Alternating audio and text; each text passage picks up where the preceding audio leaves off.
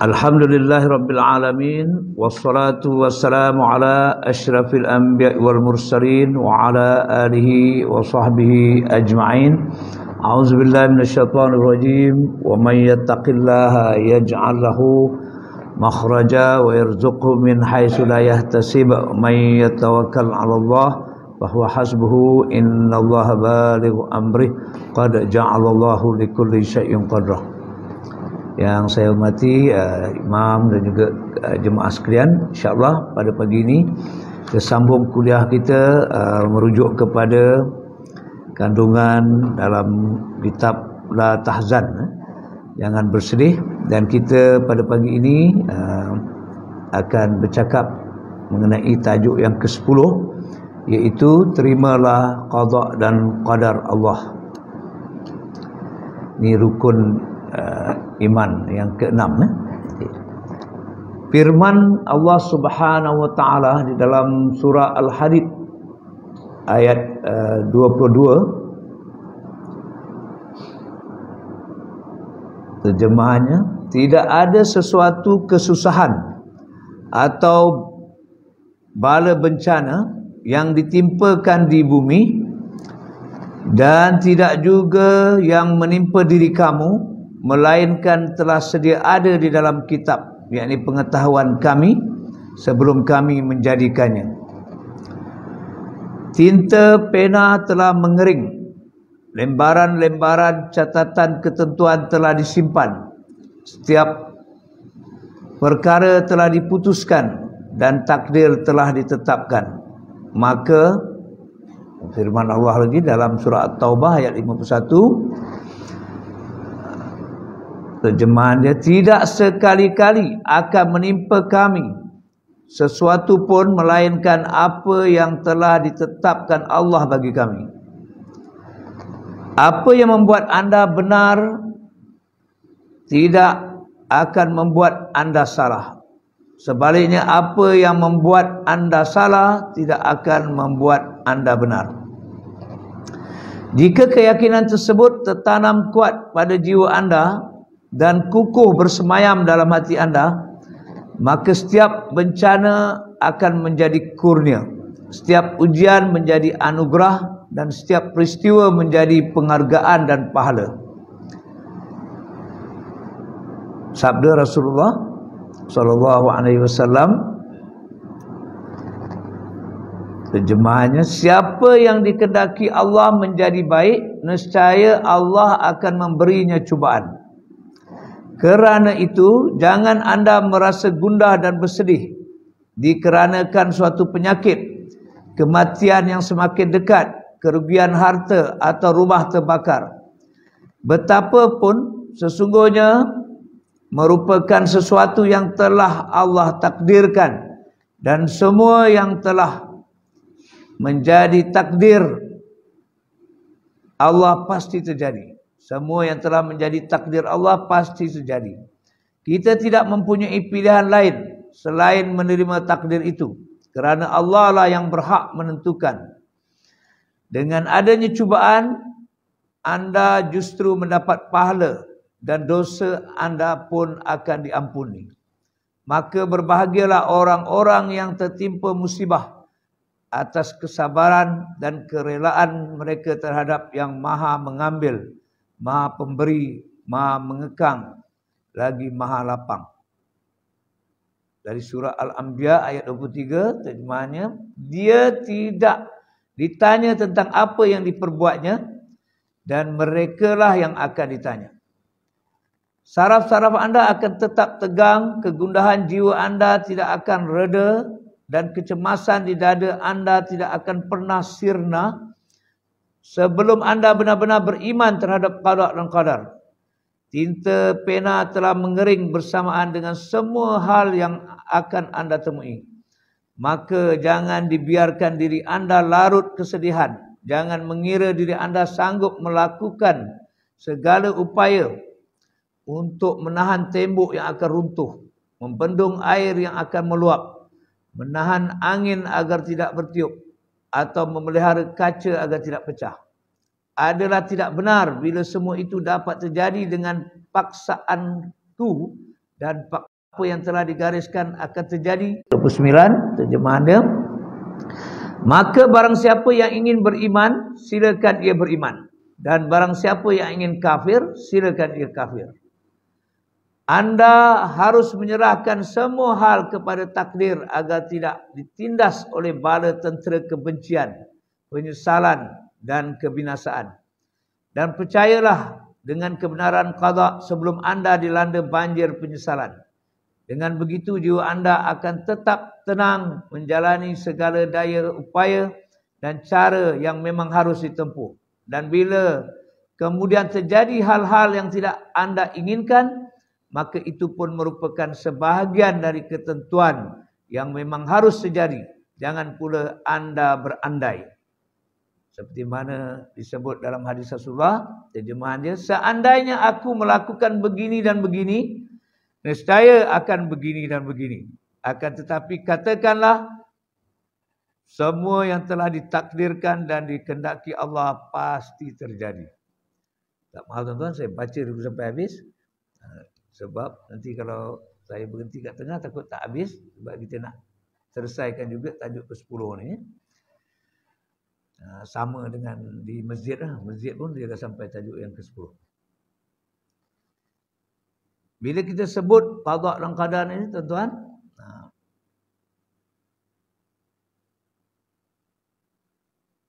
dia sesuatu yang perlu kita fahami sejelas-jelasnya. Lebih lagi dia termasuk dalam rukun iman. Rukun iman yang ke-6. Sebenarnya kalau kita jelas, kita faham, kita yakin dengan rukun iman yang pertama, kedua, ketiga, keempat, kelima, yang keenam ni tak ada masalah. Yang pertama, kepercayaan kepada Allah. Kemudian kepercayaan kepada malaikat. Percaya kepada kitab, percaya kepada Nabi dan Rasul, percaya kepada hari akhirat. Selesai 5 ni, yang keenam ni tak ada masalah. Biasanya orang yang ada masalah dengan kepercayaan kepada qada dan qadar ni, dia kena cek dari yang pertama tadi. Misalnya saya cuba terangkan. Kalau memang kita faham, yakin sungguh-sungguh berkaitan dengan kepercayaan kita kepada Allah, sehingga kita rasa bertuhan. Tahu bertuhan ni semua orang tahu. Orang kafir pun dia tahu dia bertuhan. Orang beriman sudah tentulah tahu dia bertuhan. Tapi rasa bertuhan ni tak semua orang dapat. Ada yang dapat sikit, ada yang dapat lebih. Tapi kalau kita bukan saja tahu kita ada Tuhan, tapi kita rasa kita bertuhan. Lain. Contohnya, dalam bulan Ramadan ni kita bukan tahu saja kita ada Tuhan yang Maha melihat, yang Maha mengetahui. Kita rasa sungguh. Mari kita rasa sungguh kita ada Tuhan, kita bertuhan. Tuhan kita Maha melihat, Maha mengetahui itu. Kita duduk seorang-seorang pun kita tak teguk air. Kalau kita nak angkat wuduk pun, kita kumur, katalah waktu zuhur kita kumur, kita takkan telan. Walhal kalau kita nak telan, siapa tahu? Kita gerak pun orang tak perasan. Tapi oleh kerana kita rasa sungguh Allah bersama dengan kita, Allah melihat, Allah mengetahui, kita ludah sampai kering tekak. Was-was, ludah sampai kering tekak, takut ada sisa-sisa air tu. Walau tak adalah sampai itu hukumnya kan. Tu. Tapi di luar Ramadan, minta maaf juga, kadang-kadang rasa bertuhan tu kurang sikit. Walau Ramadan ni, mudah tak kita jaga lidah kita, Pak Aziz? Mudah kan? Mudah. Tak boleh ni, ngumpat ni, kan? Kita rasa sungguh kita sedang diperhatikan. Bukan saja rasa Allah perhati kita, kita rasa sungguh. Siapa? Malaikat, rakib dan atid duk mencatat. Kalau tidak, kita tahu je di kiri kanan kita ada malaikat, rakib dan atid yang sedang mencatat buruk baik kita. Tapi belasah semacam je. Nak mengumpat je, nak memfitnah je, nak mengutuk je, apa semua. Tapi bulan puasa ni, dia punya rasa lain macam. Kemudian, yang ketiga apa? Kitab. Bulan puasa ni lah kita baru perasan, aku ada kitab suci lah, mukjizat yang Rasulullah tinggalkan ni. Baca, tiap-tiap hari baca. Siang, malam, pagi, petang. Kalau boleh, 1 bulan nak 2-3 kali khatam. Tapi di luar Ramadan, rasa tu kurang sikit. Macam kita ni tak ada kitab. Macam kita tak ada kitab. Apa-apa tak peduli Al-Quran. Apa-apa tak peduli hadis. Tapi dalam bulan Ramadan ni, kita punya kepedulian. Kita punya cakna, Quran. Kejap-kejap buka Quran. Kejap-kejap buka Quran. Pantang. Lepas mayang buka Quran. Lepas barat. Patut macam tu lah. Kita rasa kita tak boleh berpisah daripada Quran ni. Apa maknanya kita beragama Islam tapi kita memisahkan diri kita daripada Quran? Quran tak baca. Sok khabar hari-hari baca. Berita tiap-tiap hari dengar. Tapi berita perkhabaran dalam Al-Quran tu tak peduli pun. Ramadan ni lah kita rasa kita ada kitab suci ya. Kita ada kitab suci. Baca, lepas tu tengok terjemahan, dengar kuliah dan sebagainya. Dan pada bulan Ramadan ni juga lah kita rasa dekat dengan Nabi. Betul? Dekat dengan Nabi. Kalau Nusantara ni, lepas tarawih 2 rakaat, selawat. Lepas tarawih 2 rakaat, selawat. Walaupun orang kata, ada puak-puak kata Nabi tak buat. Ya senang je, jangan ikutlah buat tu. Sebab yang kita buat ni bukan kita suka-suka. Ulama-ulama besar Nusantara dah susun dah. Dan ulama Nusantara ni kebanyakannya dulu belajar di Mesir. Kan? Mana dekat belah Mesir pun ada buat. Kan? Cuma ada tempat buat, ada tempat tak buat tu terpulang lah. Tapi dekat sungguh kita dengan Rasulullah. Kan? Selawat, tiap-tiap hari selawat. Paling tidak pun lepas 2 rakaat selawat. Lepas 2 rakaat selawat. Dan dalam bulan Ramadan ni juga kita rasa, dunia ni bukan tempat kekal aku.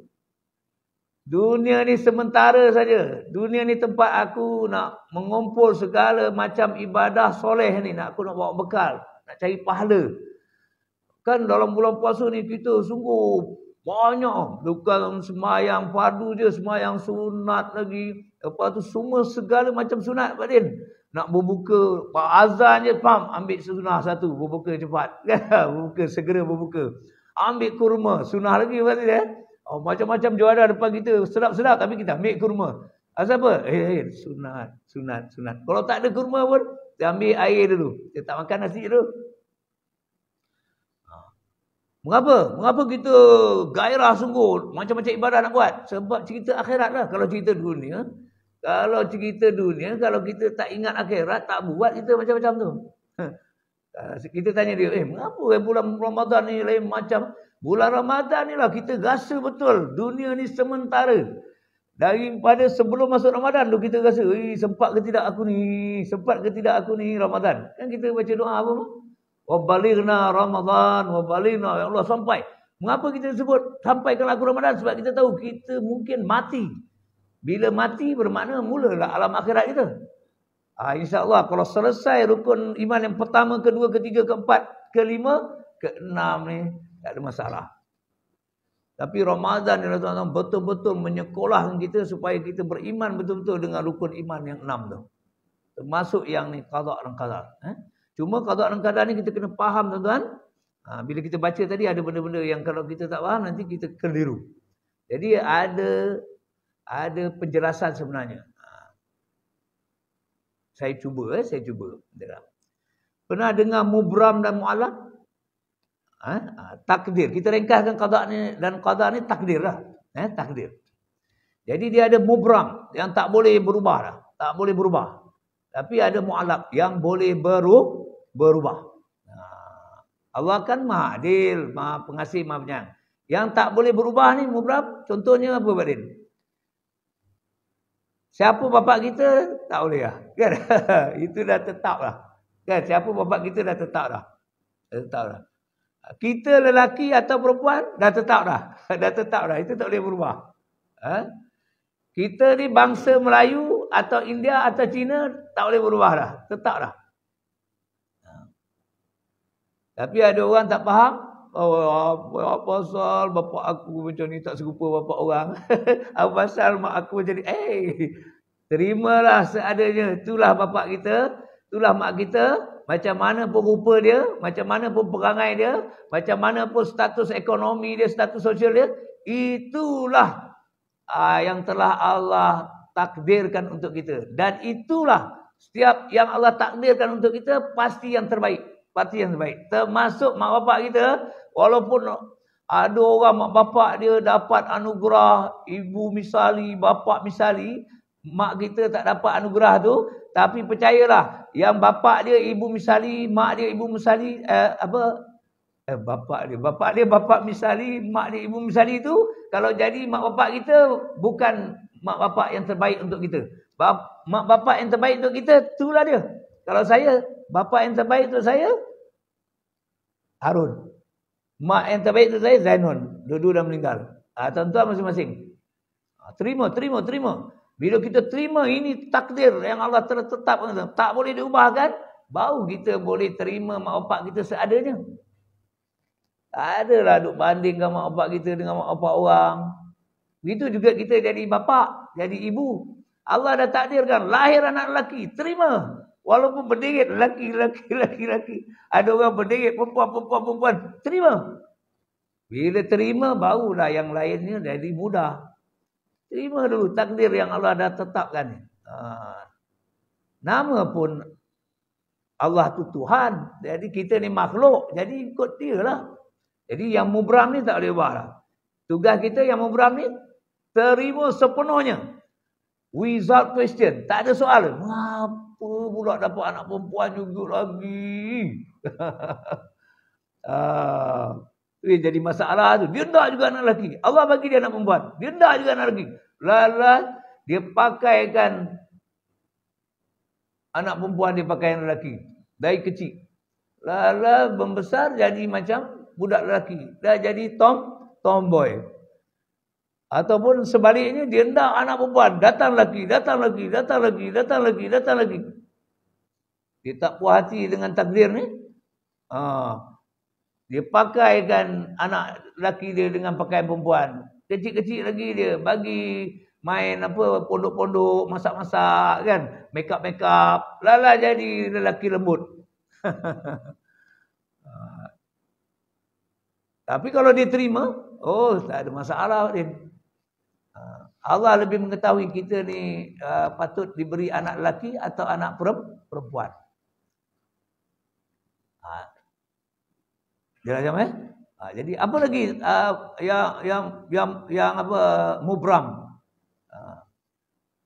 Bila kita nak mati, itu dah tetap dah. Dah tetap dah bila kita nak mati. Bila kita lahir, tak boleh ubah dah. Cuma kita boleh ubah quote-unquote ikut kalender je. Kalau ikut kalender Masih, saya lahir 2 bulan 7. Kalau ikut kalender Hijrah, saya lahir bila? Rejab lah. Saya pun dah lupa. Muharram. Saya lahir 18 Muharram. Dia ingat tarikh lahir saya. Kalau nak lagi banyak tarikh lahir, ikut pula kalender Cina, kalender lain-lain lah. Tapi bila kita lahir tu dah ditetapkan. Dari segi roh kita dah ada sama-sama dah dulu. Tapi turunnya tak sama. Turunnya ikut yang Allah dah tetapkan. Tak lambat, tak cepat. Okay, kan? Boleh? Lagi apa? Jodoh. Kalau ada lah. Kalau tak ada, memang tak ada lah. Tapi oleh sebab jodoh ni benda gaib. Benda gaib. Kenalah merancang, berusaha, berdoa. Lepas tu serah pada Allah. Tapi kalau Allah kata tak ada lah. Macam mana pun tuan berangan nak kahwin dengan orang Bosnia lah misalnya kan. Dulu ada orang bila Bosnia kena serang di Serbia dulu kan, kerajaan Malaysia bawa orang Bosnia ke Malaysia, ada yang belajar kat UAE, ramailah berkenan nak kahwin dengan orang Bosnia. Tak dapat juga. Allah kata tidak. Walaupun dah jadi anak angkat nak jodohkan dengan anak sendiri, tak jadi juga kan.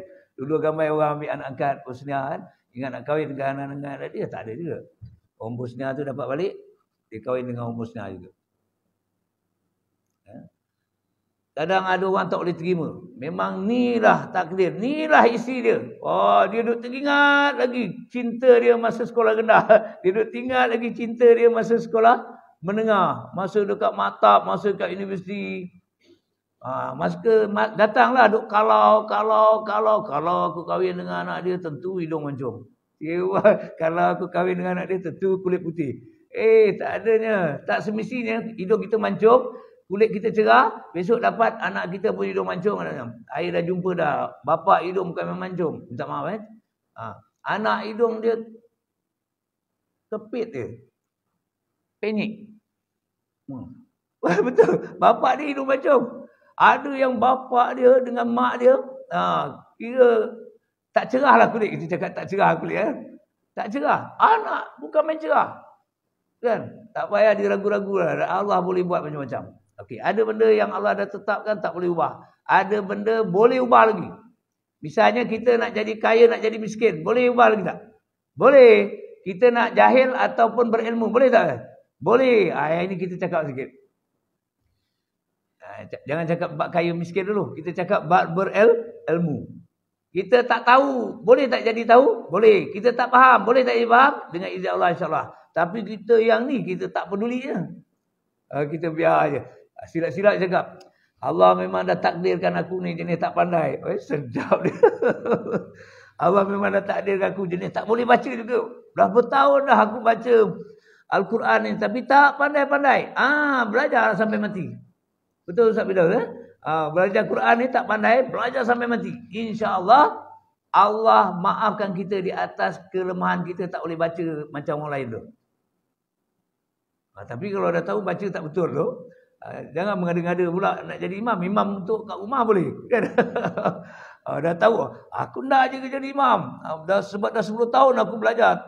Cuma tak betul je. Tak boleh lah. Itu untuk kita tak apa. Allah maafkan. Dah setahun kita nak sebut Allah tu tak boleh. Tak lepas dia kita. Tersebut Allah juga. Kan? Ada orang memang dia sebut macam tu. Sebab masalah lidah dia. Kita janganlah kita boleh sebut betul-betulnya. Allahu Akbar. Sebutlah Allahu Akbar. Jangan duk tiru-tiru. Allahu Akbar. Allahu Akbar. Dia memang tak boleh sebut. Lidah dia ada masalah. Kan? Yang kita pergi ikut macam tu apa? Kita boleh sebut Allah. Kita sebut Allahu Akbar. Allah. Nak mengejek orang. Tak boleh. Baik. Jadi bab ilmu ni kena usaha sungguh sebab dia bukan benda yang dah mutlak selama-lamanya kita jahil. Boleh belajar. Tidak Allah tak perintahkanlah menuntut ilmu tu fardu ain bagi kita. Ilmu tauhid, ilmu fiqh, ilmu tasawuf, ilmu tajwid. Sebab boleh. Itu Allah kata kena belajar. Cuma kita kena cek macam mana kita punya usaha.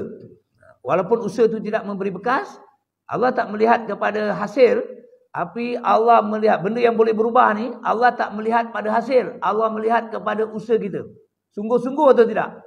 Masa kata kita bab ilmu tauhid lah, kita nak faham sungguh. Hari ni ada kuliah Ustaz Azim kat masjid Duha malam kat sini, betul? Malam kat sini. Belajar sungguh-sungguh tak faham lagi, tak apa. Tapi mungkin kita kena fikir, mengapa aku tak faham ni? Mungkin cara tak betul, kan? Kita jenis kalau belajar mesti ada kitab. Kita tak bawa kitab, bawalah kitab. Mungkin ada orang dia tak bawa kitab, tapi otak dia terus dia macam menulis kat dalam ni. Kita jenis tak boleh. Dah ada kitab pun tak boleh, kena tulis je. Tulis ya. Baru dapat untuk kita. Sebab jalan masing-masing tak sama. Tak boleh tiru-tiru. Kan minggu lepas kita dah cakap, jadi diri kita sendiri. Ada orang belajar macam tu duduk. Saya ada kawan. 2 orang kawan saya. Muhammad Amin Ibrahim dengan Abdul Malik Harun. Masa kami belajar sekolah, dia boleh dengar macam tu je. Tapi dia faham lebih daripada orang. Sampai kat universiti, orang keluar masuk library, dia biasa-biasa je. Dengar kuliah, lepas tu adalah sekali-sekala dia masuk library. Tapi orang yang masuk library hari-hari tu, biasa-biasa dia keputusan, dia senang-senang dia dapat pointer 3 point. Nak tiru cara dia, insya-Allah kita terlingkup. Fail. Sebab itu untuk dia. Jadi macam itulah mungkin. Mengapa kita tak tahu-tahu, kita tak faham-faham? Pasal kita tiru cara orang lain belajar. Rupa cara belajar kita lain. Orang mungkin macam kita ada anak kan. Ada anak pagi dia cepat dapat serap ilmu. Ada tengah malam. Jadi jangan kita paksa anak yang tengah malam tu. Malam orang tidur, kau baru nak belajar. Cuba buat macam abang kau, belajar pagi. Dia pun belajar pagi makin bodoh dia. Pasal itu bukan laluan dia. Ada orang dia belajar, dia cepat tahu, cepat faham, dia banyak tanya. Jadi kita kadang boleh marah kat orang tu. Asyik tanya. Engkau kalau ada dalam kuliah kau asyik tanya je. Tapi biar dia tanya. Itu cara dia. Contoh dekat masjid. Atau kalau ada kat surau ni abang syukur kita. Betul? Jangan marah abang syukur. Sebab dia akan tanya. Sebab itu mungkin cara dia untuk dia faham.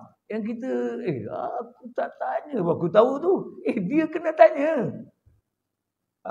Jadi kaedah tak sama. Jadi ilmu sebenarnya kita boleh dapat tingkatkan, tapi kadang-kadang cara kita yang salah. Cara kita yang salah. Masa tak betul dan sebagainya. Jadi jangan kata okey aku memang tak pandai, tak boleh pandai. Aku memang tak pandai, tak boleh pandai. Cek balik dan selebihnya serah pada Allah berapa banyak Allah nak bagi kita. Mungkin pagi ni Allah bagi kita 10%. Malam kan Allah bagi kita 20%. Kan? Tahun depan Allah bagi kita lagi tambah 50%. Okay. Kemudian kita bincang sikit tentang, ni tak lama kita singkat-singkat. Hidup kita susah senang, dia masih lagi boleh berubah. Boleh berubah. Kadang kita, aku dah usaha macam-macam aku buat. Tapi susah juga. Macam-macam aku buat. Belum final lagi. Selagi kita hidup, belum final lagi. Buat lagi. Tetapi saya nak betulkan diri saya dan nak kongsi dengan tuan. Yang kita hendak, duit banyak ke duit berkat? Badin? Duit berkat. Yang kita jadi susah tu, kita rasa susah pasal kita nak duit banyak. Carilah duit, carilah pendapatan yang berkat. InsyaAllah sikit cukup, banyak tidak membazir. Tapi kalau kita cari kuantiti, memang takkan kita rasa kita cukupnya. Takkan kita rasa kita kayanya. Kita akan sentiasa kata kita miskin. Walhal Allah bagi cukup dah, cantik dah. Tapi cuma tak ada keberkatan. Jadi sikit tu yang kita menderita, banyak membazir pula. Tapi percayalah tuan, cari keberkatan, usaha rezeki. Kalau dapat banyak, alhamdulillah.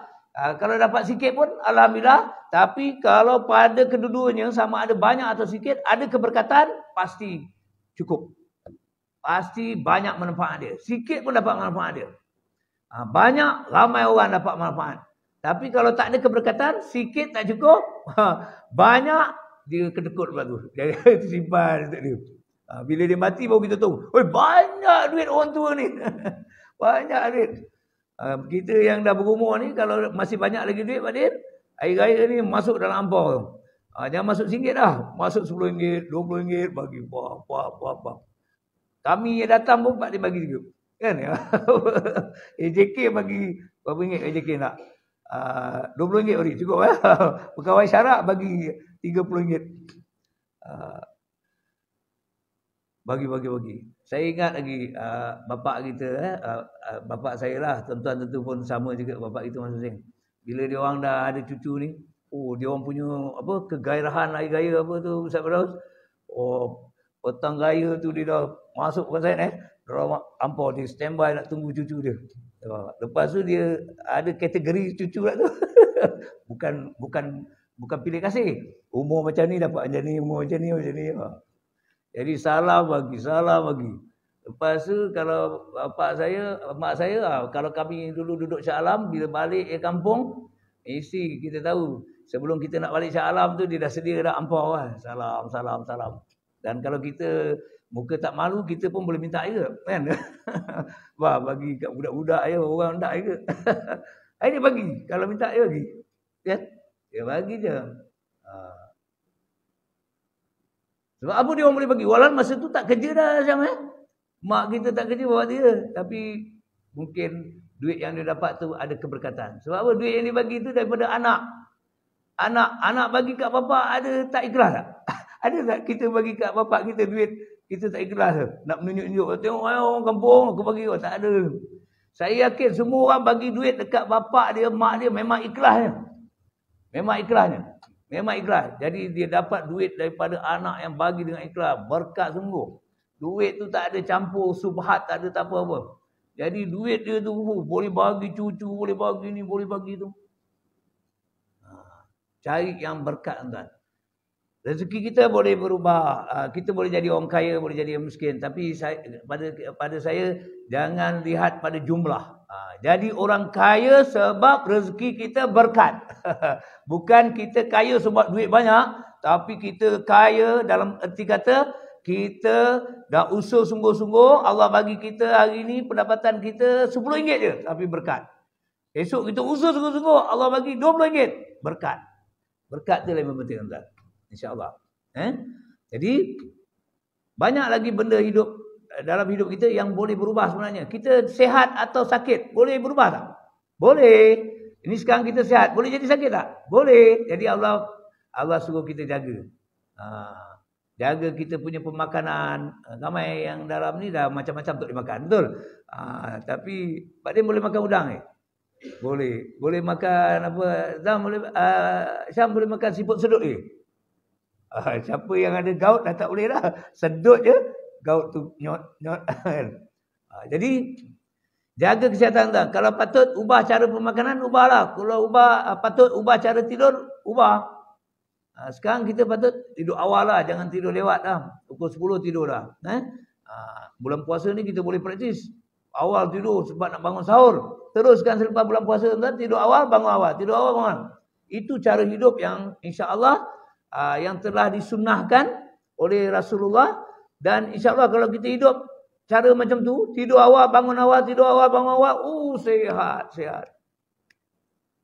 Orang Islam ni memang kalau ikut sunnah, kalau boleh sepenuhnya, memang sihat. Zaman Rasulullah tu banyak tak klinik keluarga, poliklinik? Tak ada. Zaman Rasulullah tu tak klinik tak banyak. Balai polis tak banyak. Semua tak banyak. Sebab semua orang sihat. Mengapa semua orang sihat masa zaman Rasulullah? Semua ikut sunnah. Makan tak banyak. Makan bila lapar, berhenti sebelum kenyang. Banyak berpuasa daripada perut tu kenyang. Kita, na'udzubillah, terikut-ikut budaya yang salah. Satu hari konon-konon mesti ada 5 kali makan. Apa dia Syam? Breakfast. Lepas tu break time. Lepas tu lunch. Lepas tu tea time. Lepas tu dinner. Bukan 5 lah, 6. Supper.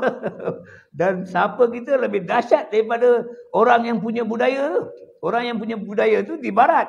Dia ada 6 kali makan. Tapi supper dia memang supper sungguh. Supper? Hai, macam tu dia kan. Bukan berat. Kita supper apa dia? Gearbox.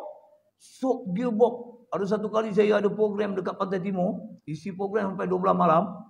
Saya ingat saya nak tidur lah. Dia kata, tuan jangan tidur tuan. Ada special malam ni. Saya pun meraihkan. Tak apa, saya ikutlah. Saya ingat makan tu je. Sandwich ke apa. Tiba-tiba satu besen kecil tu. Gearbox. Lepas tu dia bagi saya straw bulat tu. Dia kata, tuan cara makan dia, ambil kat celah-celah tengkorak tu sedut. Saya kata, boleh pensan ni. Saya acah-acah je lah, tapi saya tak sedut. Saya cut. Takut tu, kolesterol tinggi. Akhirnya tak sihat kita. Dia kata, dah Allah takdirkan aku nak kerja manis. Sebab keturunan aku jadi sedap. Dia kata, kita yang cari kerja manis tu. Kita yang cari semua tu. Pasal cara hidup kita. Termasuk cara tidur, cara kita makan, cara kita beraktiviti. Rumah kita ada aircon Badil. Badil macam tak berangguk. Kebanyakan rumah ada aircon. Bilik tidur aircon, ruang tamu aircon. Lepas tu kereta ada aircon tak pasal? Ada aircon. Naik bas. Dulu kita bas Park Hub tu. Kalau kat Melaka, Park Hub tu tak ada aircon. Panas. Orang Melaka kata panas nak mampus. Kan? Meleleh-leleh nak sampai daripada Melaka nak sampai Mek Tanah tu boleh pengsan 2-3 kali lah kalau tak tahan. Kejap berhenti. Sekarang bas aircon, naik bas ekspres pun macam naik kapal terbang. Aircon di mana-mana, surau aircon.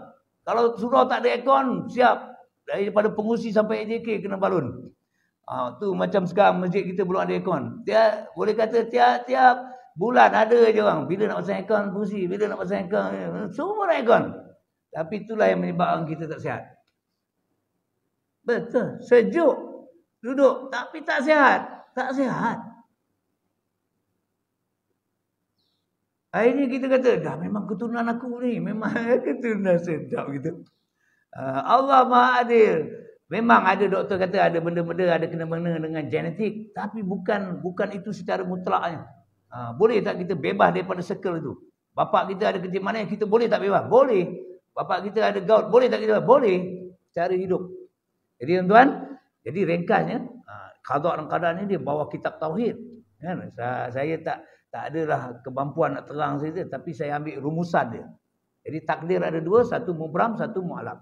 Jadi yang mubram tak boleh ubah, terima sepenuhnya. Yang mu'alaq, cek diri kita. Cara kita urus mungkin salah, tu sebab kita tak dapat yang kita nak. Tapi kalau kita dah usaha sungguh-sungguh, kita dah merancang, kita dah berusaha, kita dah berulang, kita serah pada Allah. Allah tak lihat hasil, tapi Allah lihat apa yang kita usahakan. Baik tuan-tuan, mudah-mudahan kita beriman sepenuhnya. Bukan hari ini je, selama-lamanya. Dengan semua rukun iman, termasuk qada dan qadar. InsyaAllah tuan-tuan, selamat berpuasa. Ini hari yang kini 22. Kalau 29, ada 7 hari lagi. Kalau 30, ada 8 hari. Tapi dengar-dengar macam 29 je.